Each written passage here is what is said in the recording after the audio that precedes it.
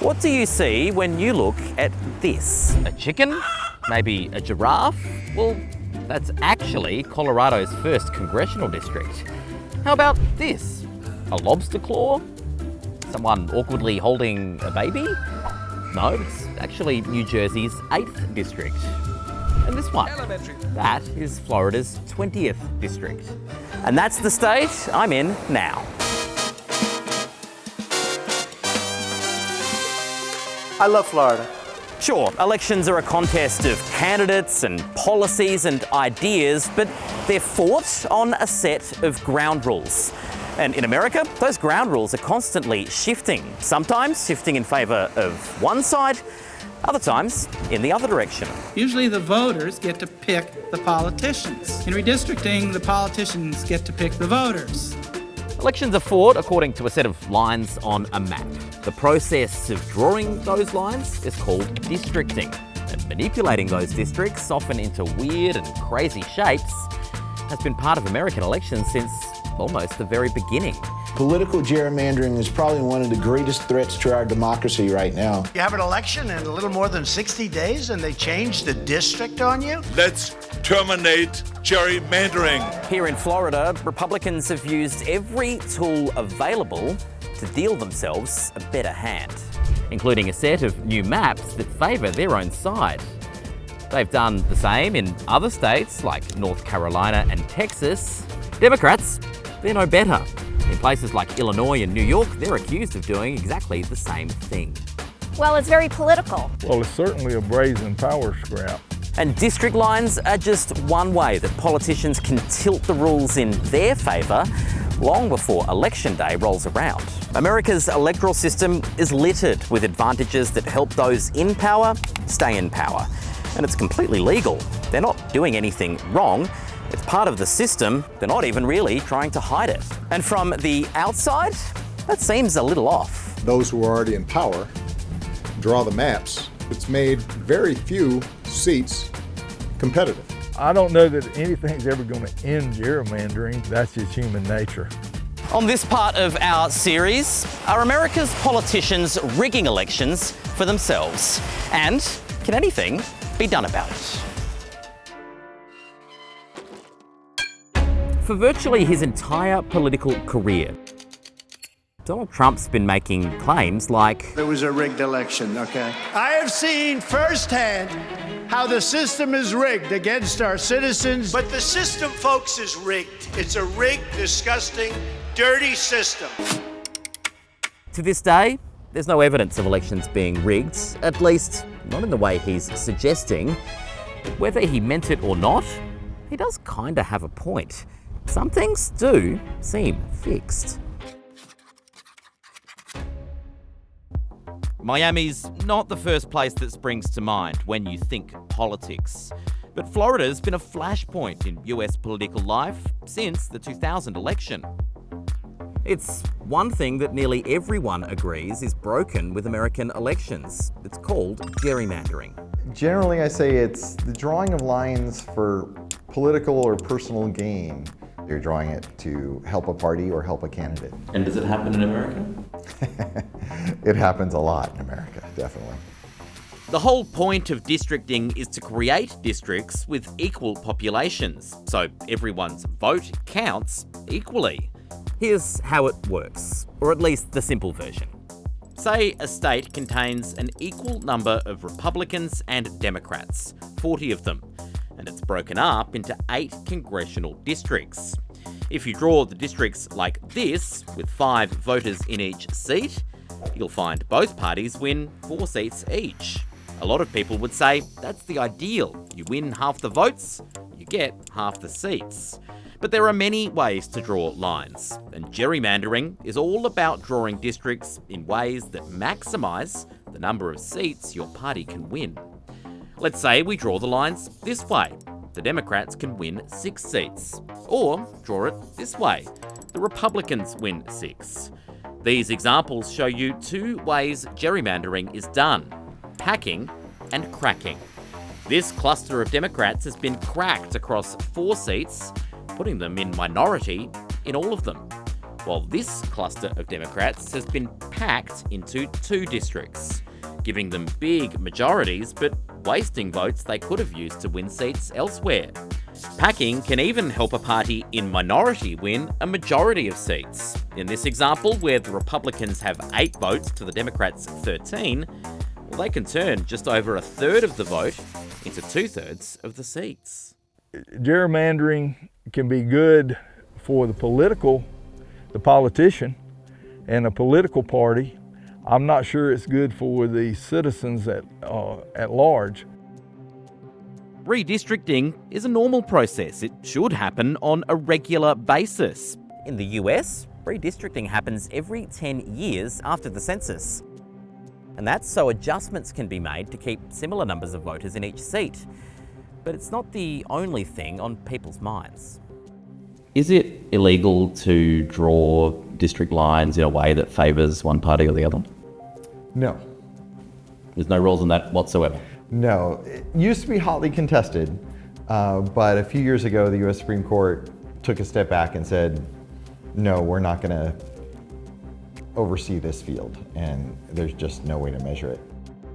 Doug Johnston knows a lot about redistricting because he's involved in creating the maps. His company helps counties and states with the process. Most of his clients are in local government, and he does it with mapping software loaded with all sorts of demographic data. And it will show me the percentages. So with one click, I can look at what's the Latino percentage of an area. With another click, I can look and see what's the Asian American percentage of an area. It's data that can be used to ensure that your voters end up in your turf. Then, of course, there's what the incumbents want. And when the incumbents are drawing the lines, then they get into all kinds of factors of wanting higher income areas because they're more likely to be campaign donors. Some members of Congress might want college students, others might not. Politicians can even use these maps to keep their rivals at bay.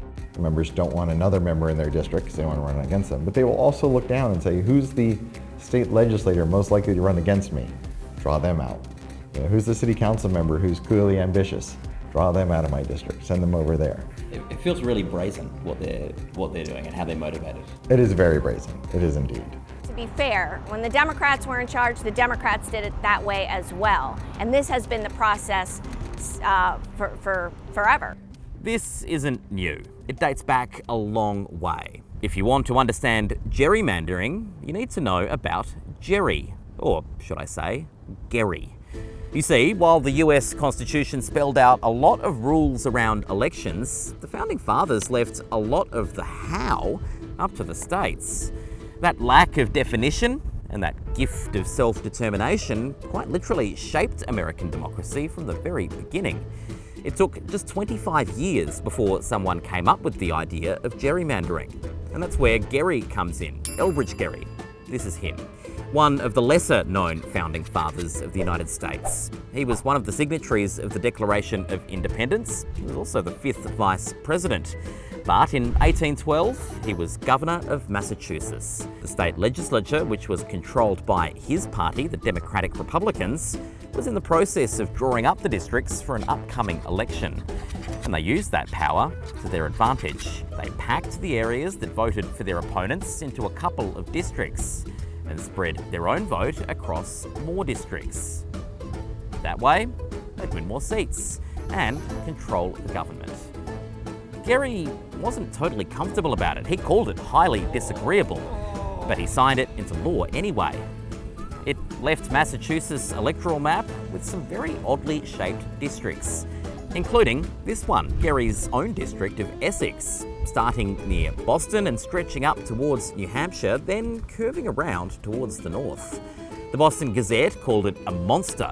Its illustrators drew claws and wings on it. It looked like a salamander. No, said someone, a gerrymander. And somewhere along the line, the G became a J, and everyone started calling it gerrymandering. Gerrymandering became a way of political life in the US. But fast forward to the 20th century, and things went into overdrive. Redistricting is democracy at work. Redistricting is like an election in reverse. It's a great event. That is Thomas Hofeller. He was a Republican strategist who, for decades, drew maps for his party. Usually the voters get to pick the politicians. In redistricting, the politicians get to pick the voters. And here he was a decade earlier. I define redistricting as the only legalized form of vote stealing left in the United States today. When he died in 2018, his daughter released hundreds of his private files and emails. A lot of them related to redistricting in the state of North Carolina. Spreadsheets that broke every district down by race. Spreadsheets that mapped the age of voters in every district. Spreadsheets that showed how far away residents lived from a voter registration office, and whether they were black or Native American or Asian. And it gave Republican lawmakers everything they needed to know to draw new boundaries that worked to their advantage. Heavily Democratic districts split right down the middle. In one case, right through the middle of a university dormitory. Just the right number of Republicans to win the election without wasting a vote in another district. And because it's not illegal, they didn't even try to hide it. To the extent are going to use political data in drawing this map, it is to gain partisan advantage on the map. I want that criteria to be clearly stated and understood. Many of the races were over before they even began, and despite the widespread agreement that these practices damage America's democracy, it continues to this day, including here in Florida. In an unusual move, Governor Ron DeSantis has submitted a proposal to reshape the state's congressional map. This map will look nothing like this.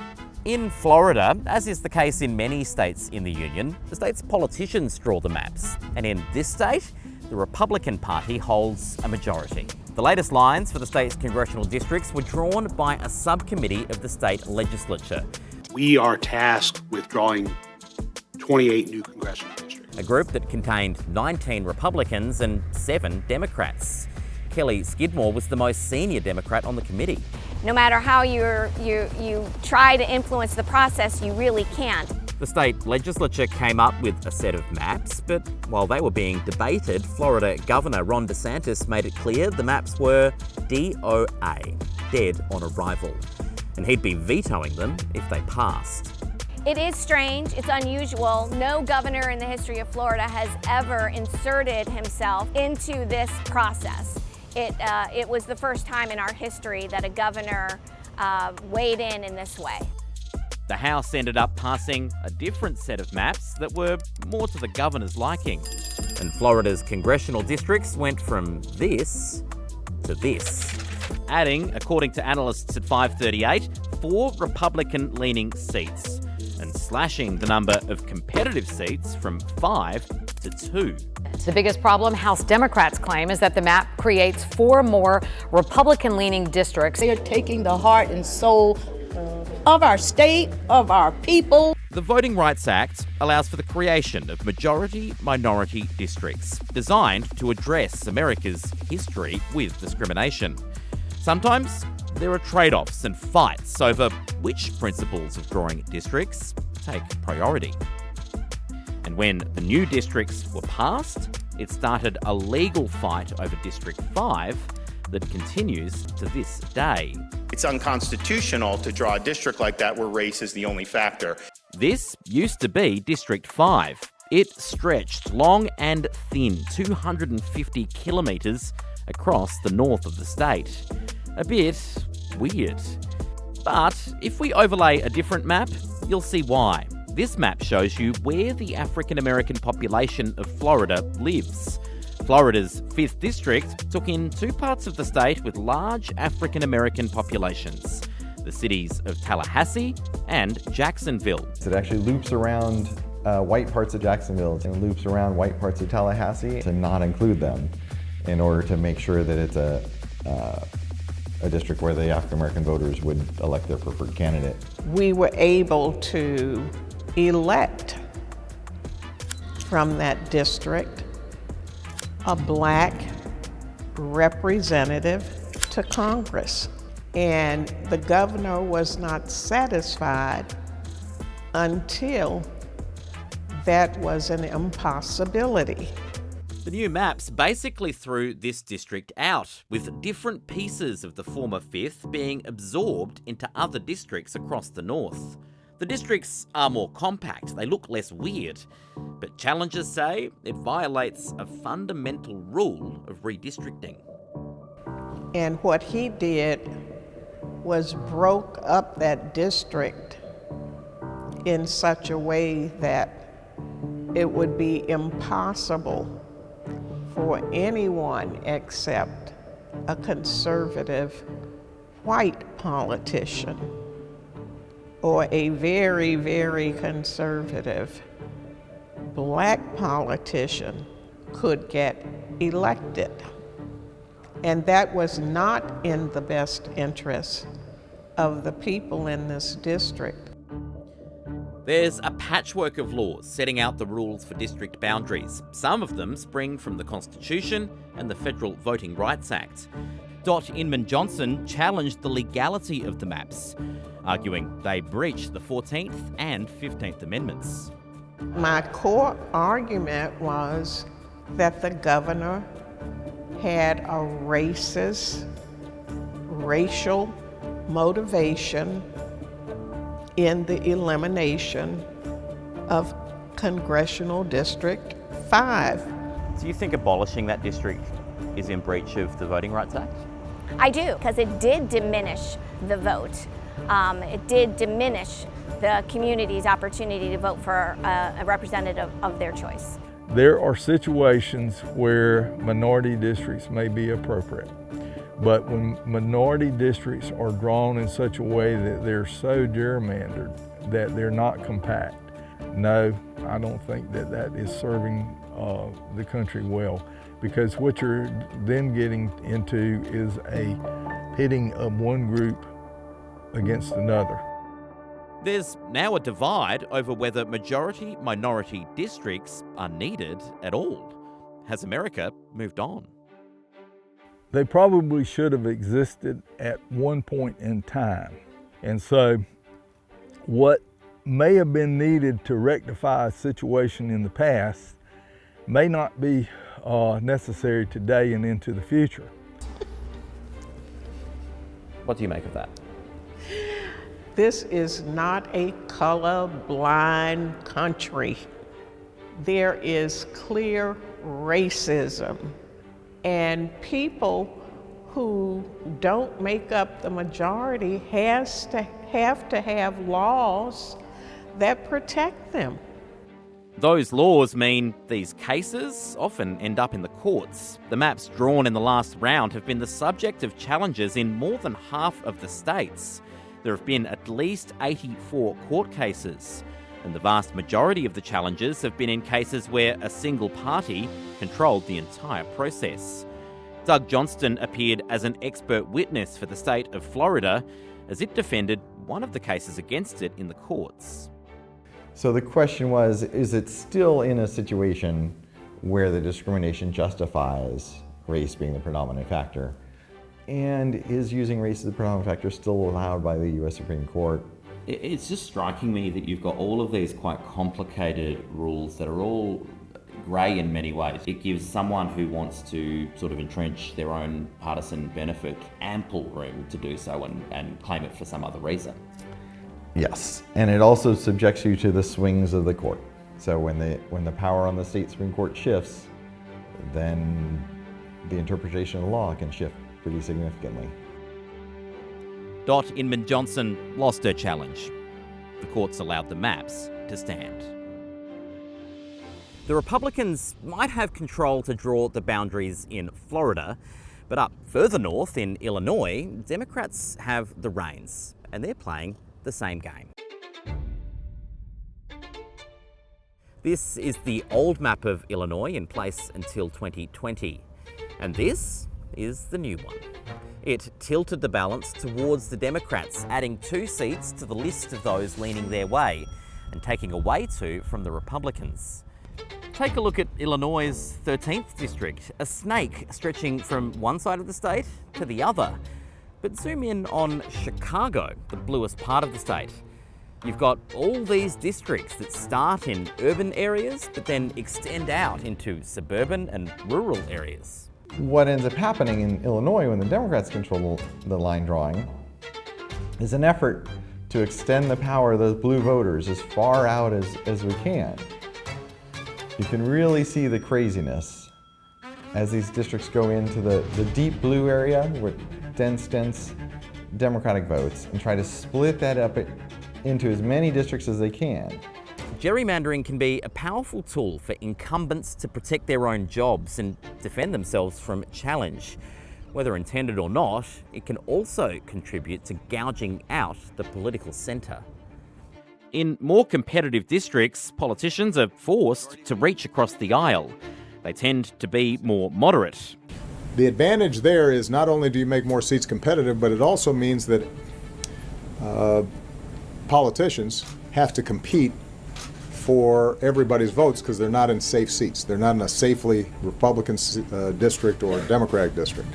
And what that does is it means they've got to not just appeal to the extremes of their party. And look at these numbers, analysed by 538. They grouped members of Congress into their various caucuses and looked at the margins they held their seats by. Far-right obstructionist members won their seats with margins of 24% in 2020.